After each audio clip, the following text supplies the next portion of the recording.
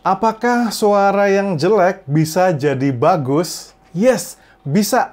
Nonton sampai habis. Tapi sebelumnya ada dua hal dulu yang harus saya sampaikan. Yang pertama, beauty is in the eye of the beholder. Artinya, suara enak atau nggak enak itu tergantung si pendengar. Yang kedua, yang penting banget adalah suara kita adalah anugerah Tuhan yang sangat besar. Jadi saya tuh nggak tega kalau bilang suara kita tuh jelek. Oke, setelah dua hal tadi kita bicarakan, yuk kita lanjutin pembahasannya. Dalam musik dan nyanyi ada hal yang abstrak dan kita nggak bisa ukur. Contohnya adalah feeling. Yang berikutnya adalah, apalagi ya? Kayaknya feeling doang. Yang lainnya bisa diukur. Contohnya, pitch. Ada tinggi, ada rendah. Ketukan. Ada slow, ada cepat. Dinamika. Ada keras, ada lembut. Begitupun juga dengan warna suara atau tone. Ada yang cempreng, ada yang bulat. Semua itu bisa diukur. The good news is, kalau sesuatu bisa diukur, artinya dia pasti bisa diatur. Ya dong, AC panas, tinggal didinginin. Suara TV kegedean, dikecilin. Iya kan? Nah, kalau buta nada gimana? Sama aja. Memang setiap orang memiliki kepekaan nada yang berbeda-beda. Tapi kepekaan nada itu bisa dilatih. Dengan apa? Dengan ear training dan latihan vokal. Contohnya dengan video saya yang ini. Do, mi, re, fa, mi, sol. Ya, fakta ini kita pegang dulu ya. Selanjutnya, mari kita lihat nyanyi enak dan nyanyi nggak enak.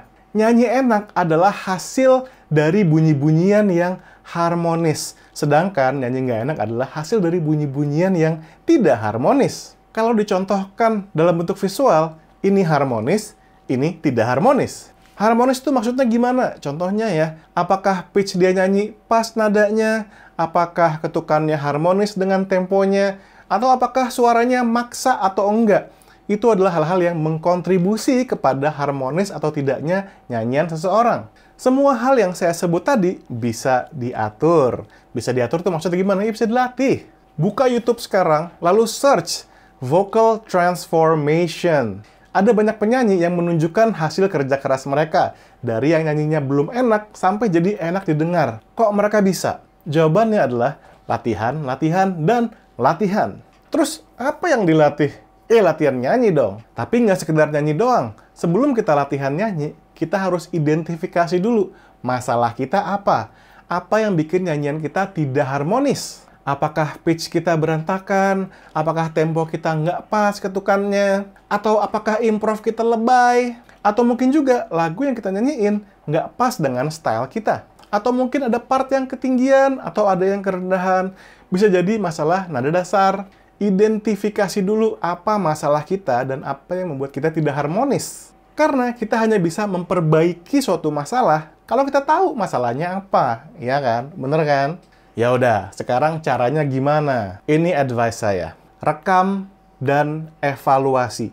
Lakukan ini secara berkala. Kenapa kita rekam? Karena saat kita nyanyi, kita tidak bisa menilai diri sendiri. Otak kita terlalu sibuk konsentrasi untuk bernyanyi. Makanya direkam, setelah itu kita dengerin lagi, dan kita evaluasi. Oh, ketahuan nih, saya pitchy di bagian sini. Oh, di bagian sini saya temponya berantakan. Oh, di sini saya improvnya lebay. Setelah kita tahu, tinggal cari solusinya. Yang mana di YouTube channel Vokal Plus banyak banget videonya. Search aja, Fales Vokal Plus, Tempo Vokal Plus, Dinamika Vokal Plus, ada semua videonya. Ini baru dari satu channel. Di YouTube bertebaran cara-cara latihan untuk hal-hal yang spesifik seperti tadi. Seiringan dengan itu, kita sebagai penyanyi wajib banget mengasah terus selera kita dan juga referensi musik kita. Kalau kita pengen bagus nyanyi R&B, ya dengerin R&B setiap hari. Kalau kita pengen bagus nyanyi keroncong misalnya, ya dengerin keroncong setiap hari. Karena apa yang kita dengar setiap hari akan berpengaruh ke style kita saat kita nyanyi. Jadi, kita harus immerse ourselves dengan style yang ingin kita nyanyikan. Listen, listen, listen, and listen. Ya udah, sekian dulu untuk video hari ini. Semoga bisa membuat kalian terus semangat dan terus belajar. Karena kita sebagai seniman, sebagai musisi, sebagai penyanyi itu belajar nggak ada berhenti ya. Terus, saya juga sampai sekarang masih terus belajar. Apakah kamu punya pengalaman seputar hal ini? Yuk share di kolom komentar di bawah. Terima kasih udah nonton video ini. Saya Indra Aziz, The Proud Singer. And as always, bebaskan suaramu!